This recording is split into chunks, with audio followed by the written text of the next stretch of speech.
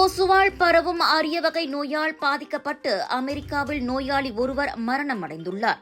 வடகிழக்கு மாநிலமான நியூ ஹாம்ஷயரில் அம்மரணம் பதிவாகியுள்ளது. மத்திய நரம்பு மண்டல பாதிப்பால் மருத்துவமனையில் அனுமதிக்கப்பட்ட அந்நபர் சிகிச்சை பலனின்றி உயிரிழந்தார். நியூ ஹாம்ஷயரில் ஆக கடைசியாக 2014ஆம் ஆண்டு அந்நோய் கண்டறியப்பட்டது. EEE அல்லது EEE என அந்நோய் அழைக்கப்படுகிறது. நோய் கிருமி கண்டதற்கான அறிகுறியாக கடுமையான வயிற்றுப்போக்கு, வாந்தி, காய்ச்சல், தலைவலி, வலிப்பு வரும் என மருத்துவர்கள் எச்சரித்துள்ளனர். நோய் மூற்றினால் மூளை பாதிப்பு, மூளை அழற்சி போன்ற கடுமையான நரம்பியல் பாதிப்புகளும் ஏற்படும். நோயால் பாதிக்கப்பட்டவர்களில் சுமார் 30 விழுக்காட்டினர் மரணமடைகின்றனர்.